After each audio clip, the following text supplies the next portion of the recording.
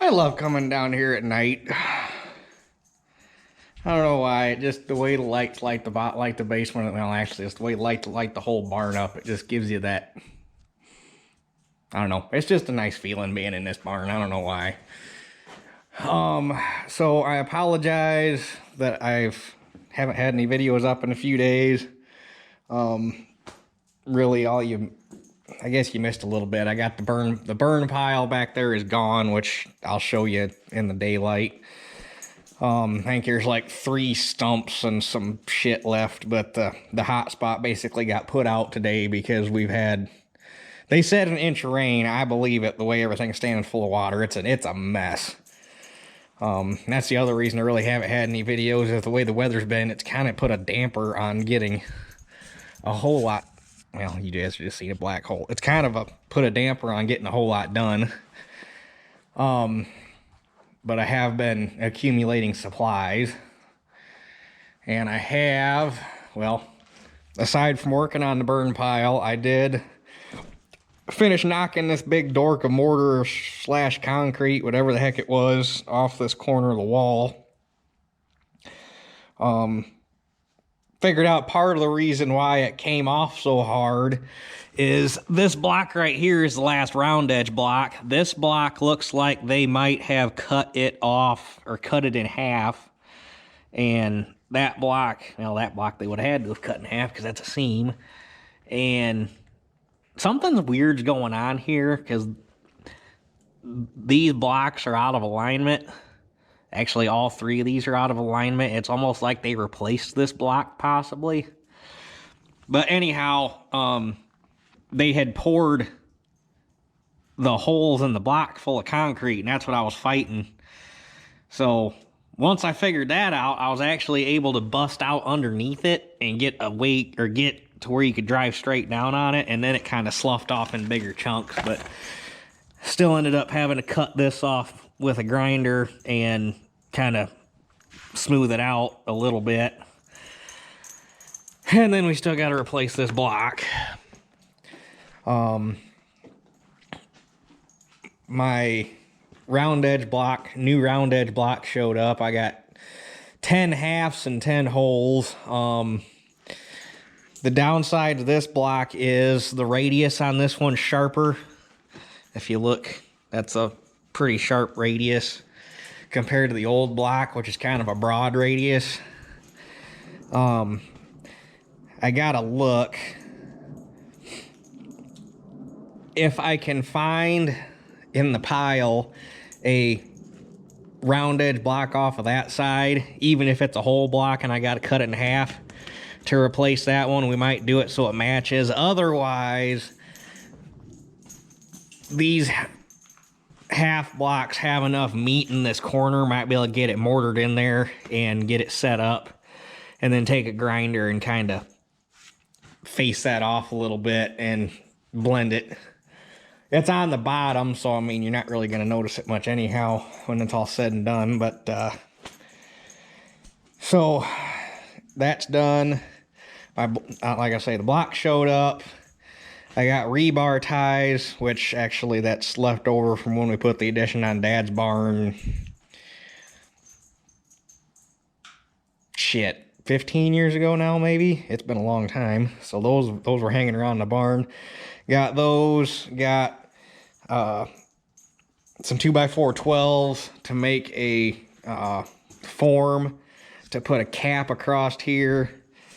I got some aluminum flashing, 14-inch tall aluminum flashing that we're going to use to make the initial form to fill in this cutout that they put in, because we got to get that filled in and get it flat, and then we'll put a cap across the top of the whole thing. Got rebar, or some short 3/8 rebar that we're going to cut up and sink in there for pins to hold all the concrete together. I got a tub for mixing mortar. That's just some aluminum duct tape that I got for helping to make those forms. Did another, well, the lifting of the beam is almost done. I'm up I think about 2 and not quite 2.5.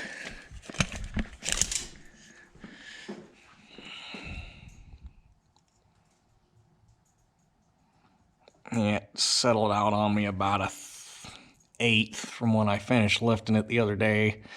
So we're just a tick over 2 1/4, and we need to get to 3. So I got about 5/8 of an inch left of lifting to do. Probably gonna do that in 2 hits because the straighter it gets, the harder it's starting to push. It's fighting me a little bit now. But you got what, 130 odd years of settling that you're trying to take out in a matter of a month or so. So she's earned the right to fight a little bit, but it's hard to believe that post was holding. I mean, there's not a whole lot going on there.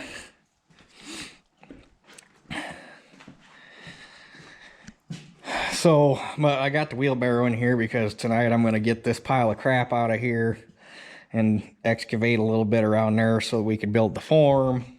I swept the floor a little bit, so we got to get that out of here.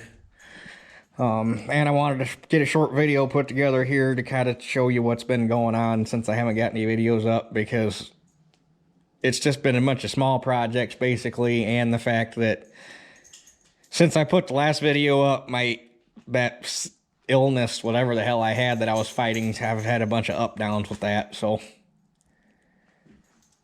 Dad might have got here, so we'll catch you guys here in a minute. Okay, sorry about that. I had Dad coming over so I could bounce ideas off of him and get a direction for where we're going to go tomorrow, which also just changed the way I'm going to do this video. I was just going to film a little bit tonight and get it up tomorrow, so you had something because of the string that it's been, but now we're going to do a little different.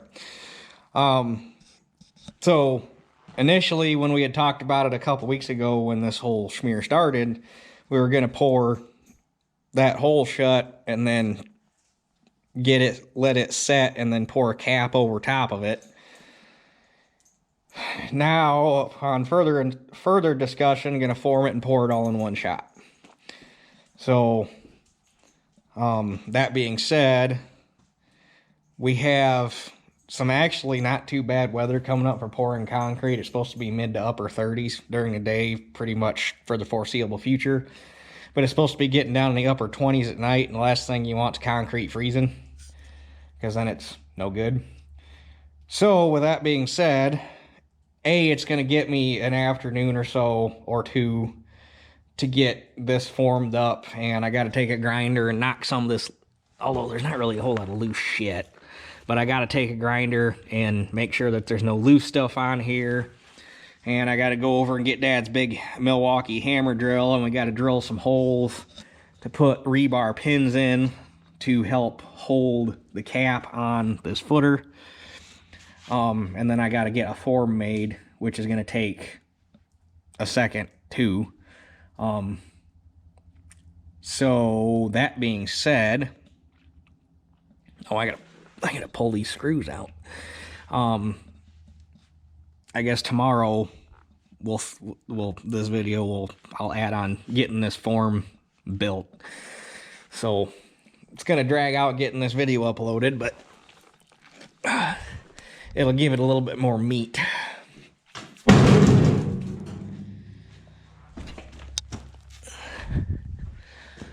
So we'll get my mess cleaned up here.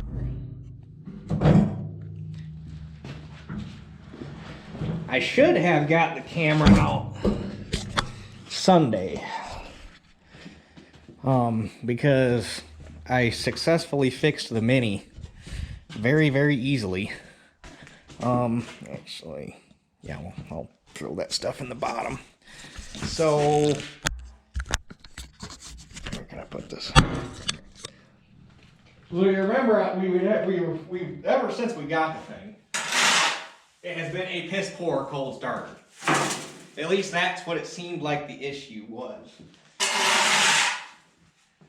But I guess the best way to describe it is it has been a piss poor cold cranker.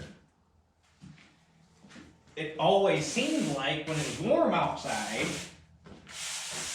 it would crank over and start just fine. Seemed like it. Because we never had it where it wasn't an issue, so I guess we didn't know any different. Well, Sunday I went to get it out to stir the burn pile up, and I played hell. I couldn't get it to fire on ether. The thing would roll. The thing would make one. It would like crank over one compression stroke on one cylinder, and then it start clicking, and the lights in the dash would start flashing, and all sorts of dumb shit. So finally got it started after having to get the 1 ton out and some jumper cables and get your word out in the world here. And jump started, and even with the jumper cables on, it was cranking funny, and so I was all flustered, but I finally got it going. So at that point, it's like, okay, I gotta figure this problem out. If I gotta buy a battery, whatever, so be it. Because the battery, and it's not that old, and it's an AC Delco battery, so it's a good brand name battery, as long as AC Delco's still making decent batteries.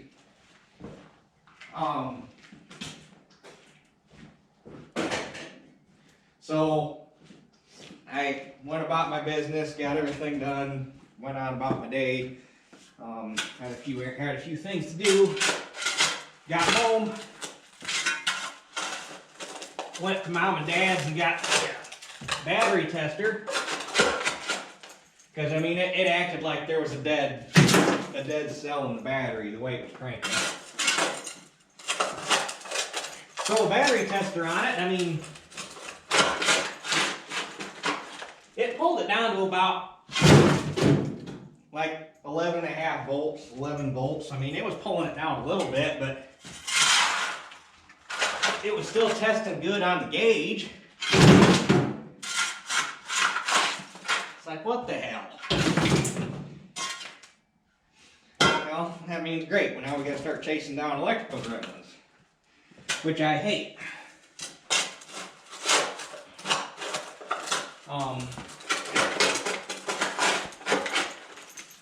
So I start checking cables and everything, and the ground cable at the battery looks good. The cables on the battery are tight. There's no corrosion on the connections. Okay, I doubt it's here, so we move back around to the starter. And there was one connection, or where the power cable went to the starter, you could grab it and you could like rotate it, but you had to, it's not like it was loose. I mean, it had some friction to it. It was not as tight as it should have been, but it wasn't so loose that I think that was the problem. I don't know why, but something made me pull the belly pan off of it. And I get to looking, because the way that thing's built, you got the little 3-cylinder diesel with your hydraulic pump bolted to it, and then the entire schmear is bolted down with, it's either 3 or I think it's 4, maybe 6. Maybe there's 4 on the motor and 2 on the hydraulic pump. Either way, great big, like 4-inch diameter, 3-inch thick rubber pucks to isolate the motor from vibration. So the only way for the motor to get continuity and ground is through the motor physically has to be grounded to the frame of the ground strap, because it can't ground through anything else. And I'm looking, and sure as shit, there's this little L-shaped woven wire ground strap that goes between a bell housing bolt down to, there's an actual like stud physically welded into the frame that is a dedicated ground point for the motor, or for the engine. And I'm looking at it, and I reach up and touch it, and it moves. Like I stuck my finger right through it.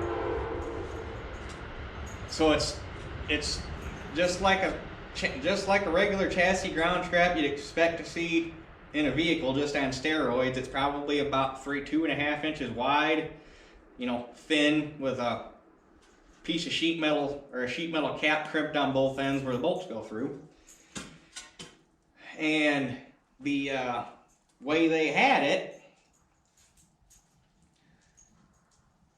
you got the motor mounted lengthwise in the excavator, and the strap was, if this is the way the strap is, you know, the flat's going this way, and it bent down into an L, and I mean the whole thing's only like 5 inches long, so it's a real tight bend.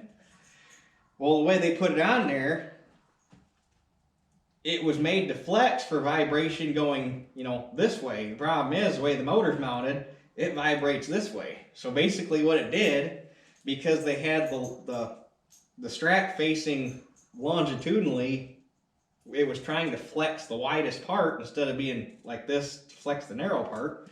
It just sheared it off right where they crimped that metal cap on. And basically the only way it was working was it was stiff enough that the little bristles that broke off were still kind of arcing on each other. And that was enough to make enough contact to kind of make things kind of half-ass work. But apparently when you tried to use the starter, there was enough amp draw that it just physically couldn't carry the current. So I replaced it with a 12-inch 4-gauge battery cable with eyelets crimped on both ends, and routed it in such a way where it's going to flex better with the motor. That thing cranks over like you wouldn't believe. The first time I started it, I damn near shit a brick because I'd never seen it crank that fast before. But stupid fix, it was super easy. Cost me $9.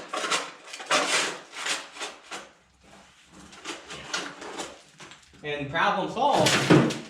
And now I'd be curious to know if the glow plugs work. Because them glow plugs are going to have a high enough amp draw that if they weren't getting a good ground through the chassis ground, they probably just wouldn't work.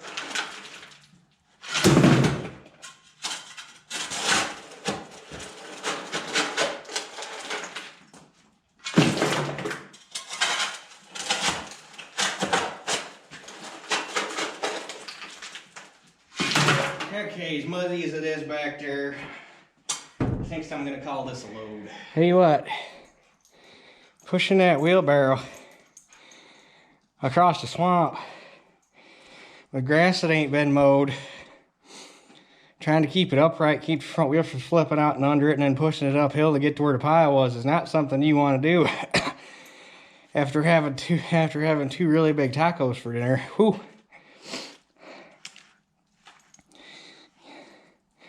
So anyhow, that gets us prepped for where we need to be for tomorrow. So I guess we'll catch you guys at that point, because we got to get this pour done before we can do anything with the posts, because of the way we're going to pour concrete for the posts. We need to know what final grade is going to be for the floor in the future when I go through and bust this floor out and lower it and pour new concrete. So basically what we're pouring this up to is going to be final grade for the new floor when the time comes to pour the new floor, but we got to know that so that we can do that. So process of elimination on projects. And then while we're waiting for that to dry, we can do our block work. So anyway, we'll catch you guys tomorrow. All right, I said I'd show you the burn pile in the day. Hey, it's still burning. I said I'd still show it to you in the daylight. That's what's left. Not a whole lot. It burnt down a lot. I mean, that pile basically comprised mostly of whole tree trunks, anywhere between 12 and 24 inches in diameter, most of them leaning toward the bigger side, and it burnt down like nothing. But I'm impressed it's still smoking. There is still a little hot spot there. So, I have to bury that at some point, but I don't think I got enough machine to do it. So anyhow, gonna start building the form today. Don't know if I'll get it done or not, but I think before we get started, I'm gonna get the heater fueled up and get it turned on and get some air moving in here, because believe it or not, it was sunny and it was a beautiful day out until about 2 hours ago, and then the clouds rolled in, the temperature started dropping like a rock, and it's just humid and nasty feeling. So I'm gonna get some fuel dumped in that thing real quick, and we'll drag the cord down here and turn it on and see what it can do in this big open, not very well sealed up area. Tell you what, I might end up actually rigging that thing up to run on the thermostat. It ain't been running but a few minutes, and you can already tell the difference in here. It's kind of impressive. I think eventually I might end up having to take this fan motor out and see if I can get it apart, because it barked a little bit when it started up, like the bearings are getting dry. But anyway, first things first, I gotta see if I can knock some of these nubbins off just to make it a little better, and see if I can get some of this knocked out of here. And then we can, I think I've got a really big wire brush somewhere. I can wire brush this down, get what dirt off of it I can. This is going to be the important part. Get that cleaned up as best I can, and then we can go through and punch holes in and drive rebar, and then start building the form.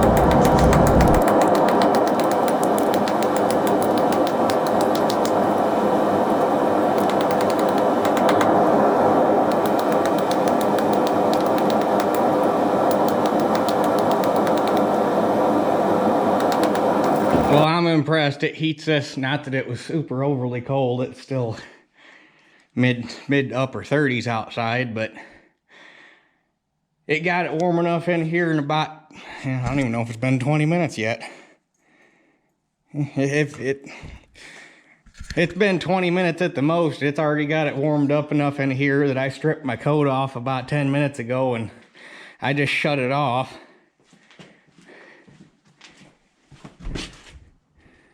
Teeter.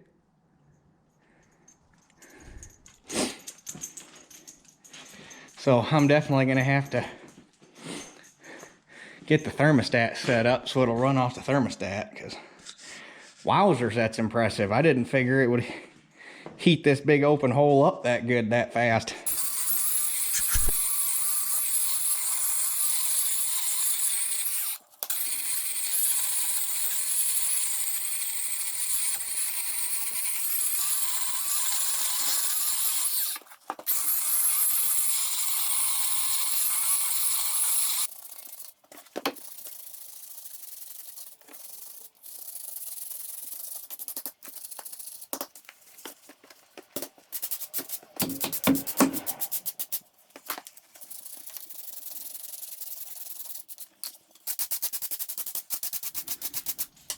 All right, that's probably about as clean as it's gonna get. It's just wet, so it's kind of dark. Probably let it dry off and broom it off one more time.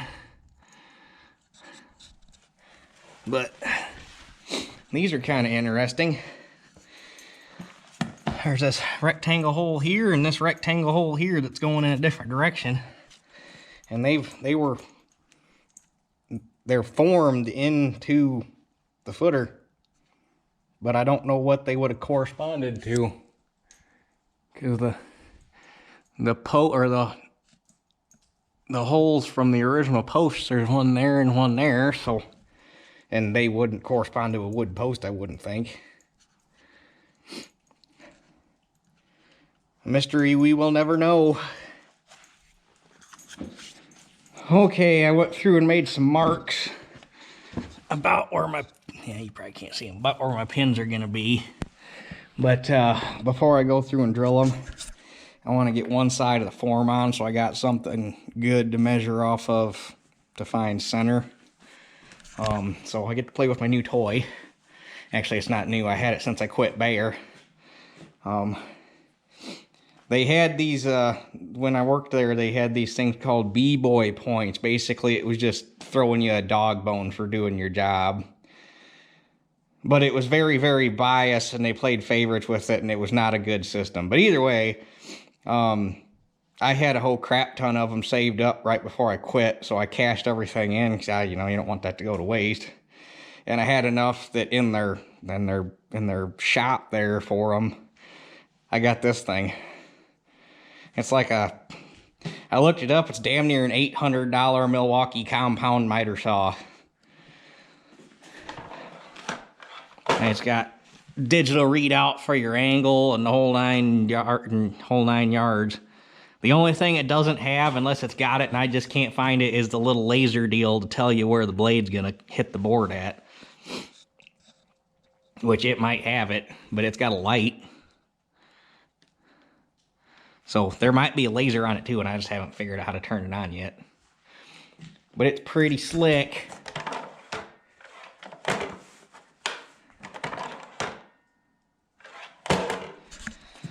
So anyway, get a board cut, and we'll get her screwed up along the back side there. And that'll give us a good point to measure off of.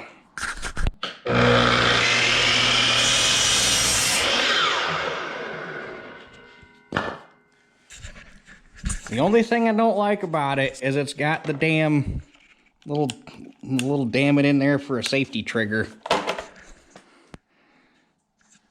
You just can't, because, rather than just not let idiots have power tools, we got to make them safe so that the idiots can use them.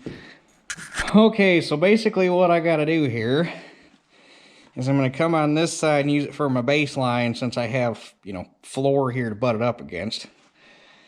And then get this side anchored down. I just got some concrete screws. I'm going to run one screw in either side, and that'll be plenty. But get this side anchored down, and then we'll measure from the top of the board to the bottom of the beam, and then go down there and make that side match, which right now that side is low. So there's no sense in trying to use a level on any of this, because chances are very likely that the barn was built square when it was built, but there's no guarantee that it was built level. So basically at this point, we're just going to make everything square to itself and not worry about level, because level probably doesn't actually exist in the frame of reference of what we're working with here. So anyhow, what do you think, Heater?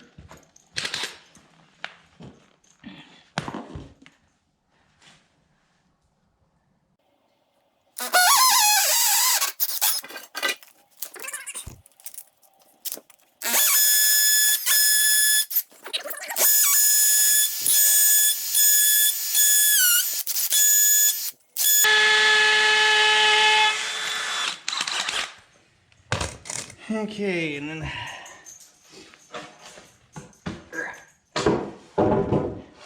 forgot to bring my impact driver down with me. Okay, so I got that in anchored, and surprisingly enough, the way it lays right there is perfectly parallel to the beam up there, so they must have done a damn good job of forming that footer.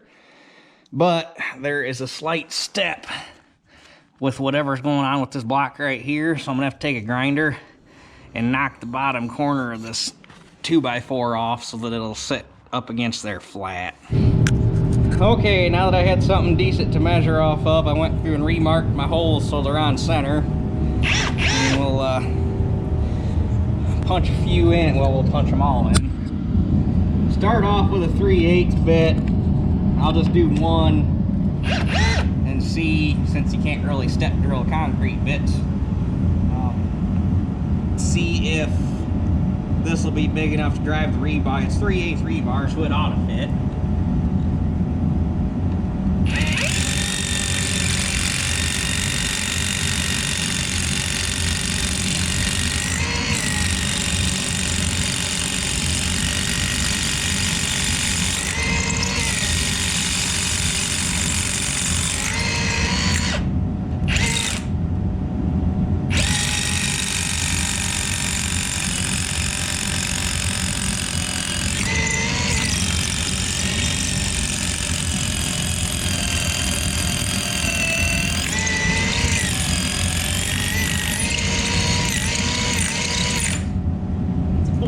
hole, so.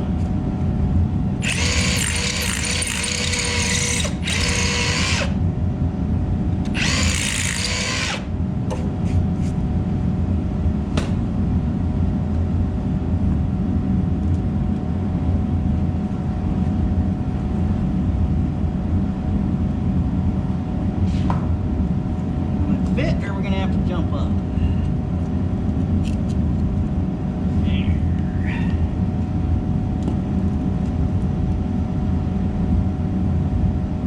It might go in. I'll cut one to lengths and we'll see what happens, I guess. You gonna fit?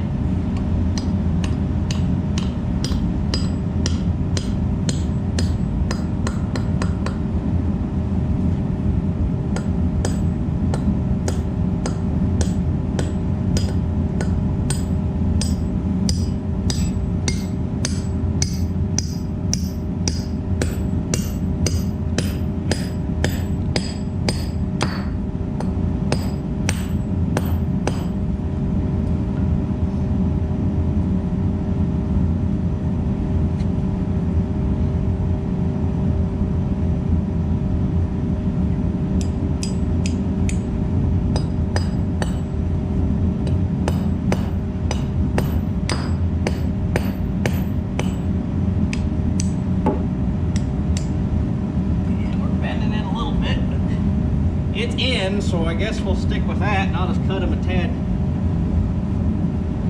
shorter. Okay, on the second one, I jumped up to a 7/16 bit just to try it. So let's see if it works any better.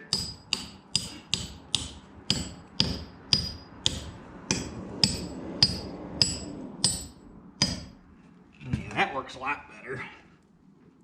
And it's still tight, so 7/16 bit it is.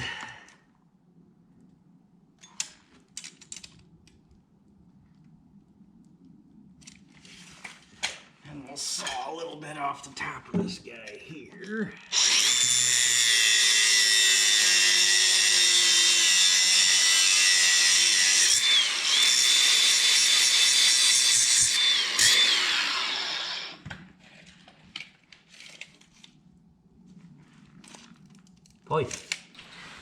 Okay, I got all the rebar in. There's 7 pins there total. Basically every 16 inches, so I think that should be plenty.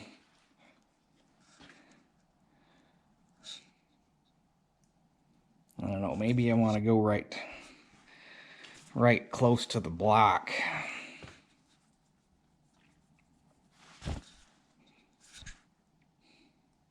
Screw it, I'm gonna put 2 more in just as a feel-good measure. Alright, just got done with dinner. Shelly made these really good pork chop things with homemade gravy on them. That was good stuff. So, but I put 2 more pieces of rebar in, so now there's 9. For some reason, I don't know exactly why, these 2 down here ended up a touch loose. That one's fairly tight. I guess I don't know what changed, but it's not like you can just yank them right out, but they wiggle a little bit. But concrete will fix that. So I think we've reached the stopping point for today, because in order to put that board on the back side to form the other, or to form the, it has to be the outside of the form, I think I'm going to have to partially undo my door, because I don't think it's got enough. Yeah, it might have enough flex in it to get some tools in there. It'd be nice if it did, that way I don't have to undo it. But anyhow, tomorrow should be able to finish that up rather briskly. I don't have to waste any time running and getting tools or supplies tomorrow. I can just come home and start working on it. So we shall finish this up tomorrow. Okay. Today we ought to be able to get this form finished. I think I got the door pushed back enough. Door, wall, whatever you want to call this conglomeration of shit. I think I got it pushed back far enough I can get into where I need to go without taking it off, which is nice. Got the salamander going. I've actually got the thermostat on it today. We'll see if it actually works. That's not the thermostat shutting it down, that's the, yeah, the thermal cutout on the tube. We'll see if it can actually get it warm in here, warm enough in here. Today it's actually snowing. But anyway, yeah. Pitter patter, let's get at her.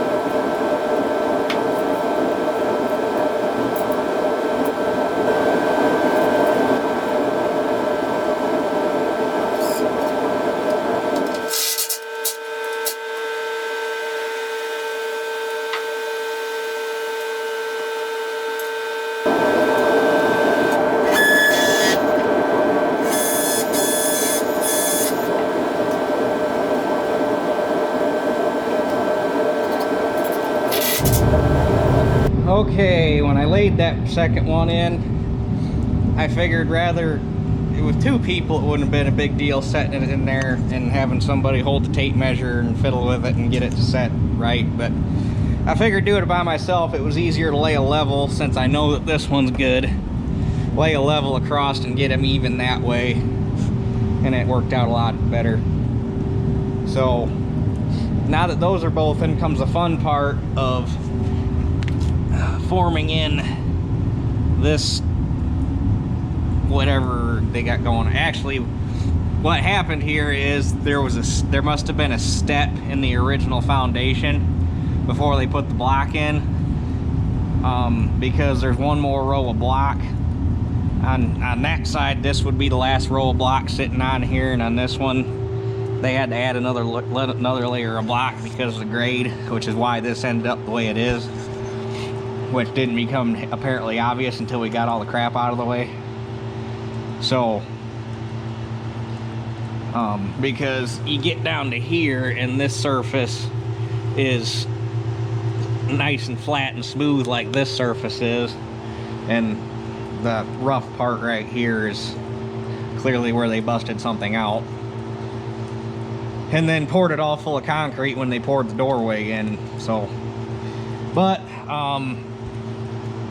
so what I decided to go with here is that aluminum flashing. I figured that would be easier to work with than trying to get wood to fit in there. And I have the added benefit I could back this screw out a little bit and stuff it up in here and pinch it with the board. So on this side, I'm going to put it on the inside of the form. On this side, I'm going to put it on the outside of the form, so that when the concrete goes in, it forms a lip right here, to kind of give it a little bit more backup on this side, since you're going to be hitting it from this direction. I mean, maybe it's redundant and not necessary, but it makes sense to me. So I'll have to cut a short piece of 2x4 to go in here as a filler block, and then we can go put the flashing here on the outside, and then cut some short chunks of 2x4 to screw in here to back it up so that it can't kick out. And then I'll take some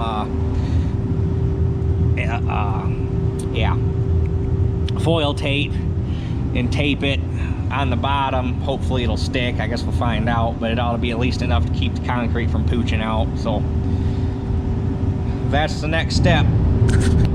Okay, I got the backside done. That way I can let the wall lean back up against it, try to trap some heat in here. Although it's not doing too bad. I mean, it's cold right here next to the door, obviously, because you got shit blowing in, but you step back a little bit and it's actually fairly warm in here. But I just got the flashing tape to the board and it's pinched in the wall. And then I got 2x4s sandwiched up to give it something to buck up against. And then I put that tape along the bottom. Obviously the tape's not stuck to the concrete. It's not gonna stick to the concrete, but I figure that foil is gonna have enough body that the concrete won't just be able to push right out the bottom. It'll kind of, because for the little bit that it's got a hold, it should have plenty of strength to keep it from blowing out the bottom, I would think. I would hope so anyhow. So now that that's done, I can start working on this side.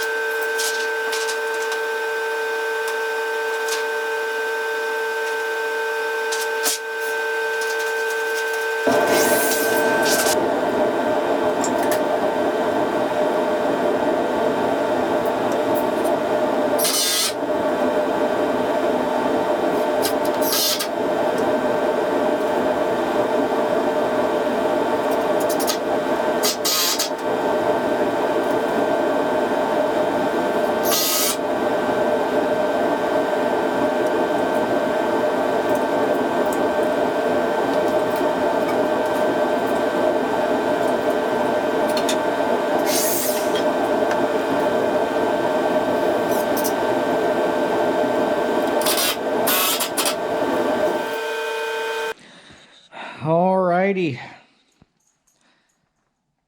Hopefully that works. Kind of only get one shot at it, so then I put that arch there in the middle to help hold it together. Actually, I ended up having to spring it apart some. I don't know why, unless, well, even that wouldn't make any sense, but down here at this end, it's 7 3/4 wide, and down there at that end, it's 8 inches wide, even though they're both screwed to the face of the block. So, I don't know if there's a 1/4 inch variation in block size, maybe. I wouldn't think so, but, or that block is older than that block, or whatever's going on there. But either way, so I just made the center 7 3/4. So, about the only other thing I might have to do yet is get a can of Great Stuff and seal underneath the 2x4s along here. Mostly just on the outside so that we don't have anything going down underneath and getting out onto the slab outside, since they are separate and you don't want them heaving. Not that I mean, that little bit that might come out of there would just break off the main pour anyhow, but at least make it look clean. So, but plan is to pour Saturday morning. That way we got it warm during the day to get some heat built into it while it's curing, and then throw some insulation over it at night to keep it from freezing, and it should pretty much take care of itself at that point. So anyhow, I guess we will see you guys Saturday. So that's it for this one. We'll catch you guys on the next one.